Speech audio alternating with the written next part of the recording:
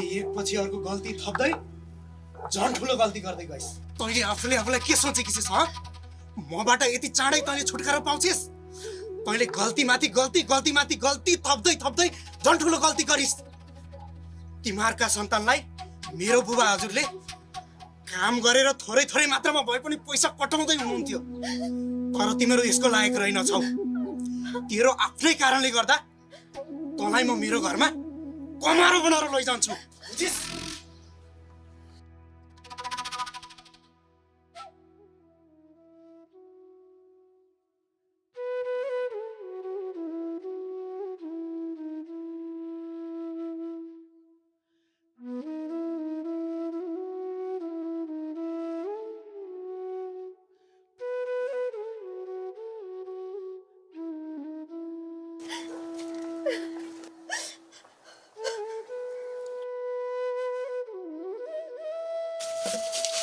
छोरी छोरी छोरी के भयो? किन रोकी?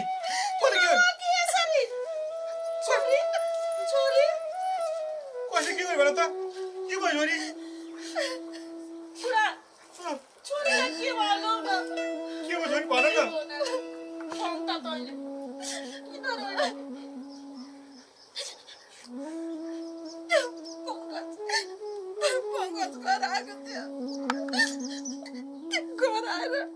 मेरो कपाल समातेर मलाई यताउति दायाँ बायाँ के भन्यो मलाई तेरो घरको कमानी बनाउँछु। मैले उसले भनेको कुरा मानेर त्यहाँबाट भागेर आयो भनेर मैले गल्ती गरेँ। मैले के गल्ती गरेँ? अब झन् ठुलो गल्ती गरेँ। तँलाई लिएर जान्छु, कमारो बनाउँछु भनेको।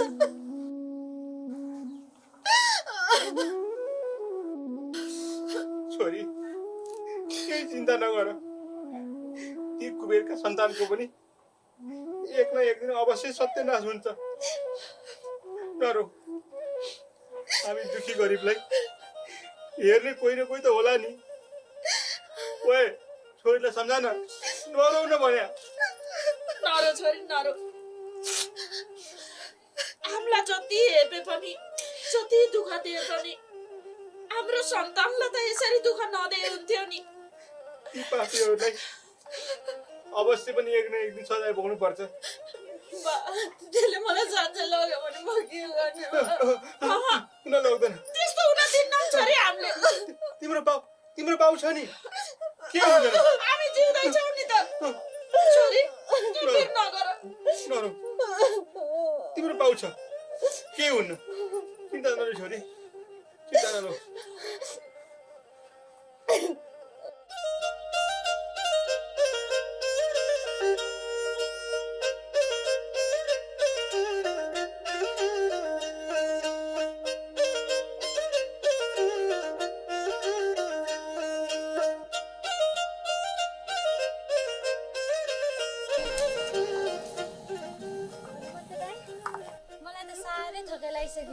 एकैछिन थकाइ मारौँ न है? हुन्छ नि त, एकछिन बसौँ।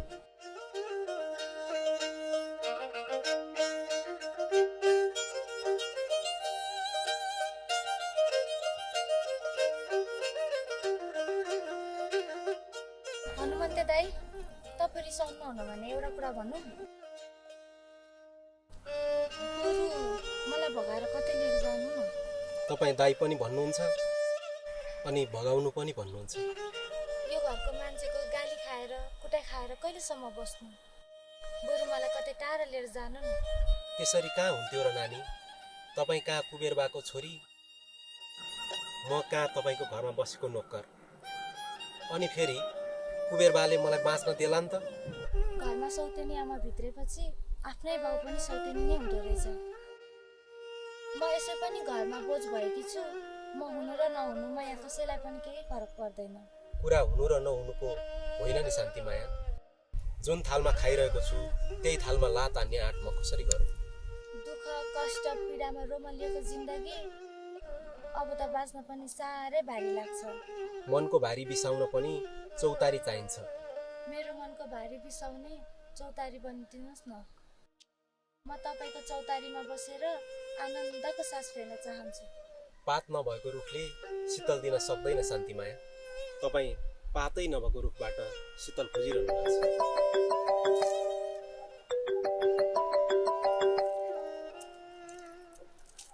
हजुर कुबेर साहब, हामी आउँदैछौँ। हस् जाउँ, कुबेर साहबले फोन गर्नुभयो, ढिला भयो।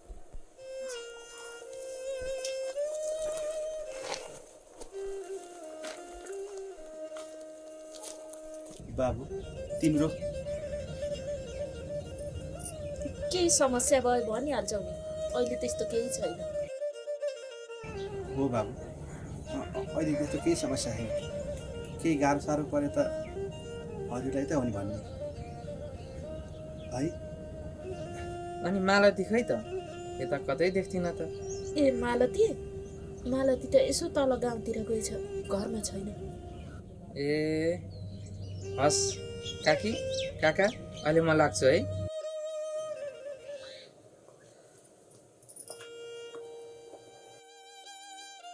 बुढी तैँले मलाई केही भन्नु नदिएर किन रोकेकी भन् त? यी बाबुले हामीलाई केही सहयोग गर्थे कि? यिनका बा आमा पो नराम्रा छन् त, खराब छन्। यिनी त राम्रै मान्छे जस्तो लाग्थ्यो मलाई।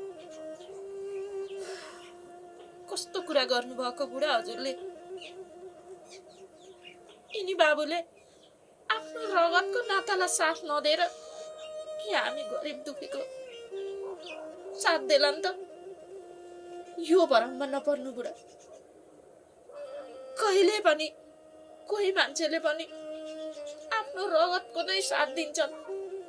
हामी दुखी गरिब अनेत्री मान्छेलाई कसैले पनि हेर्दैन। तपाईले बेकार आफ्नो दुःख सुनाएर परममा पर्नु बेकारै छ। तपाईँ त्यो नसोच्नुहोस्। हाम्रो दुःख जे छ त्यसैमा बसौँ, कसैलाई सुनाएर फाइदा छैन। तर बुढी यिनी त हाम्रै घरमा आएर केही समस्या छ, केही गाह्रो साह्रो छ भने भन्नुहोस् है काका भन्दैछन् त। त्यो भए त यिनले त हाम्रो लागि राम्रै सोचेका होला नि, होइन र? ठुला ठालुले भन्ने यही नै हो। हामी दुखी गरिबको कमजोरी देखाएर खिल्ली उडाउँदै हिँड्ने हुन्। हामीलाई केही सहयोग गर्नेवाला छैनन्। उसको बाउ त्यस्तै, आमा त्यस्तै, दाजुले त्यति थर्काएर जाने, अनि भाइको हामी विश्वास गर्ने त? आखिर रगत त त्यही हो नि। कति बुझ्नुहुन्न के तपाईँले? खै बुढी, मैले नबुझ्या हो कि तैँले नबुझ्या हो कि म त अलमलमा पो पऱ्यो त।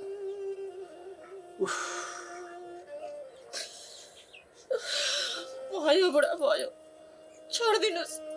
हामीले यस्तै दुःख पीर चिन्ता लिएर आएका छौँ, यही भोग्दै जाऊ। जे आफ्नो भाग्यमा लेखेको छ त्यो त भोग्नै पर्दो रहेछ नि।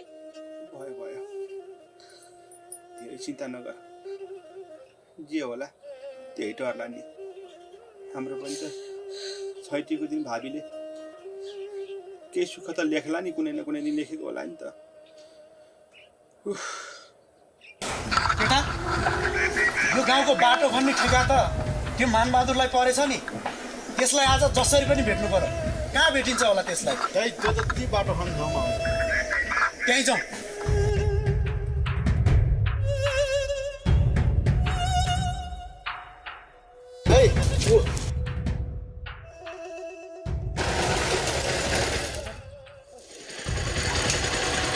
नमस्ते ठेकेदार साहब।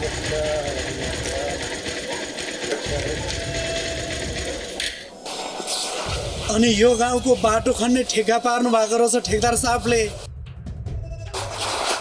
अनि यो गाउँमा केही ठेगा पट्टा पर्दा पङ्कजलाई कमिसन दिनुपर्छ भन्ने थाहा छैन? हजुर, मैले त गाउँको विकासको लागि बाटो खन्ने काम लिएँ। त्यसले त मेरो कामदारलाई ज्याला मात्र दिनु पुग्छ हजुर। हजुरलाई मैले कमिसन कसरी दिउँ? तँलाई बाँच्न मन छैन कि क्या? खुरुक्क कमिसन दिने कि तँलाई सिध्याइदिउँ? हजुर दाइ, मैले त गाउँको विकासको लागि कामदारलाई ज्याला मात्र पुग्ने गरेर मैले काम लिएको छु। हजुरलाई मैले कसरी कमिसन दिउँ? ओए केटा, यसले त हामीलाई पत्याउँदै पत्याएन। जा त यसको गर गोजी चेक गर कति छ निकाल।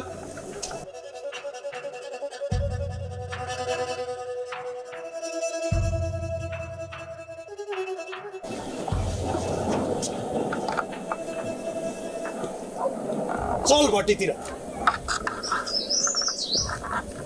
हे भगवान्, मैले कामदारलाई पैसा कहाँबाट खोजेर बाँडौँला भनेर ल्याएको थिएँ, त्यो पनि यिनीहरूले लुटेर लिएर गए। अब मैले कामदारलाई कसरी पैसा बाँडौँ? हे भगवान् परमेश्वर।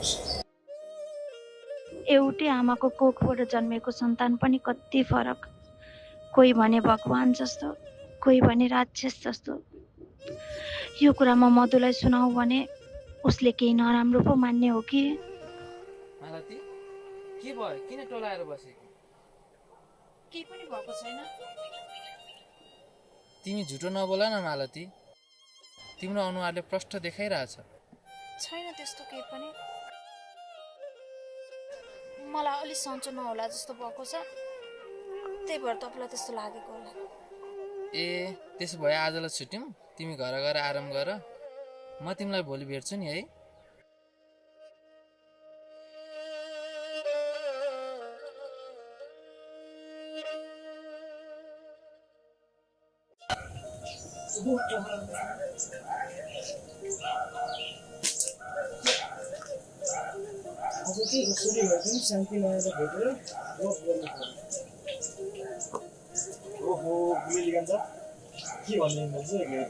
हेर न यार, त्यो शान्ति मायालाई भेटेर लभ गरौँ भने कहाँ गयो कहाँ गयो। ए शान्ति मायाको त हनुमन्तसँग चकचरी लाग्छ। होइन के भन्छ यो? हो नि, मैले मेरो आँखाले देखेको। ए अब यो गुरेलीले चरा होइन हनुमन्त ढाल्छु। शान्ति मायासँग लभ गर्छु भन्दै हिँड्छ, तर हनुमन्तले काम गरेर बिगार्छेको होला। ल केटा, अब पैसाले व्यवस्था गरिहाल्यो। आज त रमाइलो गर्नुपर्छ। मलाई त हेर फेरि रमाइलो हुँदैन।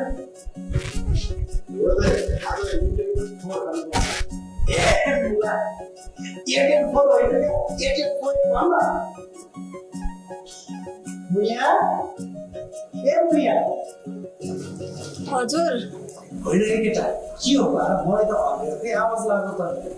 बोली नै अर्कै सुन्छु त म त। त्यस्तै त्यस्तै लाग्यो। अनि म यहाँ कहाँ गएँ त?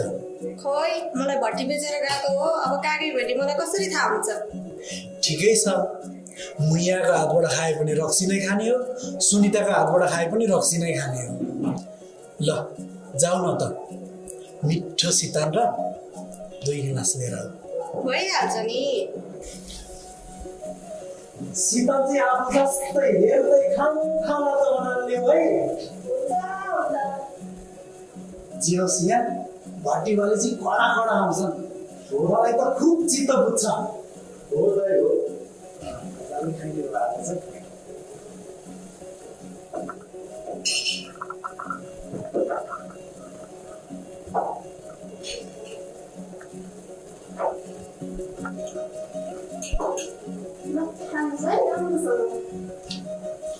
के गर्नु, खाना त मन थियो नि। ल केटा, चेस गरौँ। चेस।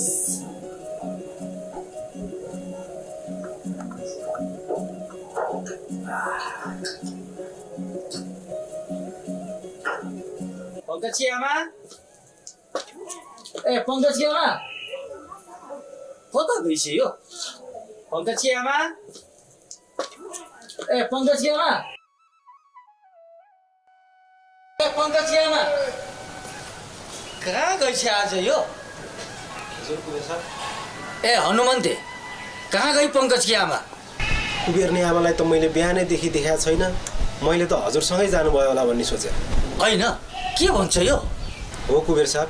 होइन, कहाँ गइछ त यो? ए हनुमन्ते, जा भित्रबाट 1 गिलास चिसो पानी लिएर आइज।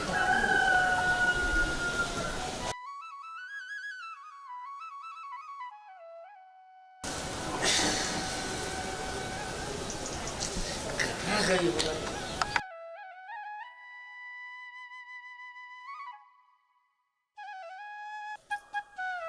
बुढी, आज आज मैले ओडा अध्यक्षलाई भेटेको थिएँ नि, उहाँले हाम्रो छोरीलाई जागिर लगाइदिन्छु भन्नुभएको छ।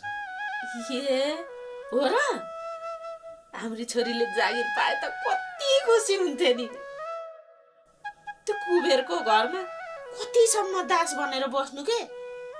छोरीले कमाउन थाल्ने अनि हामीले अलिअलि काम गर्ने गरेपछि त त्यो कुबेरको पैसा तिरिहालिन्थ्यो अनि आनन्दले बस्नुहुन्थ्यो। त्यति भइदिए त कति राम्रो हुन्थ्यो नि। हो नि बुढी, साह्रै राम्रो हुन्थ्यो। अब ओडा अध्यक्षले पठाइदिनु भन्नुभएको छ।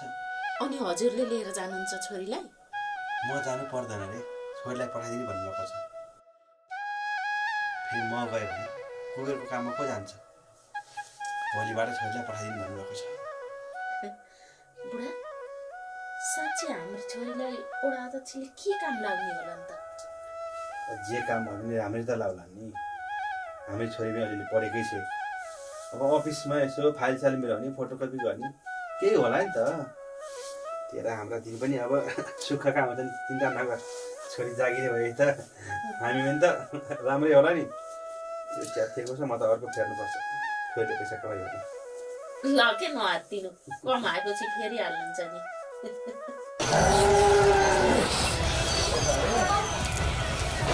होइन कहाँ चाहिँ गयो होला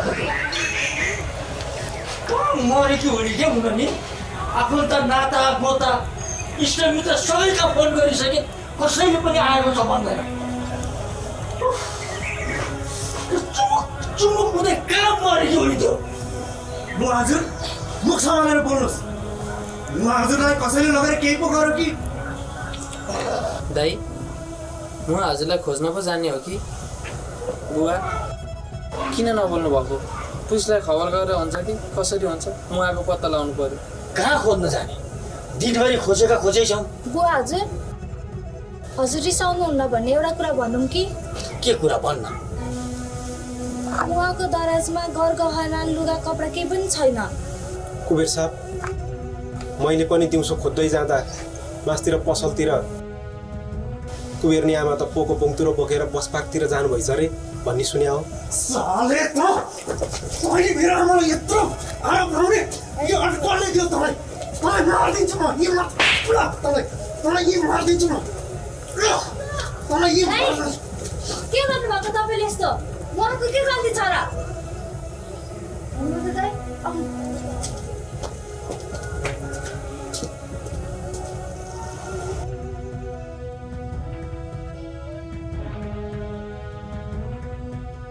आमाले खबरै नगरी त्यसै घर छोडेर जानुभएको त होइन। त्यसमा केही न केही रहस्य त छ।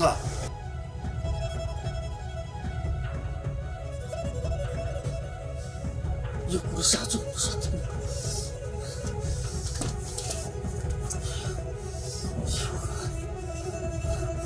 यो कुरो कसैले थाहा पाउनु